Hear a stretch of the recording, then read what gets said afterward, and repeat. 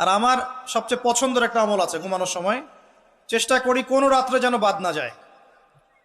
আপনারাও চেষ্টা করবেন কোনো রাতে যেন এই আমলটা অন্তত বাদ না যায়। আলী রাদিয়াল্লাহু আনহু বলতেন যে যার সামান্য বিবেক বুদ্ধি আছে তার জন্য শোভা পায় না যে সে এই আমলটা না করেই ঘুমিয়ে যাবে। সেটা কি?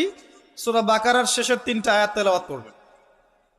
সূরা বাকারার শেষের 3 আয়াত অথবা 2 আয়াত পড়বেন, একই ফজিলত ইনশাআল্লাহ। কি ফজিলত? সারা রাত নফল নামাজ পড়লে যে নেকিটা পেতেন, আপনি এটা পড়ে ঘুমিয়ে গেলে ইনশাআল্লাহ সেই নেকি পেয়ে যাবেন। যদি আপনার নিয়াত থাকে তাহাজ্জুদের, ইনশাআল্লাহ আপনি পেয়ে যাবেন। এই যে কাজগুলো করে ঘুমালেন, আপনি 3 ঘন্টা বা 6 ঘন্টা ঘুমিয়েছেন, এই যে পুরো সময়টা আপনি ঘুমিয়েছিলেন, এই পুরো সময়টার জন্য আপনার আমলনামায় নেকি লেখা হবে।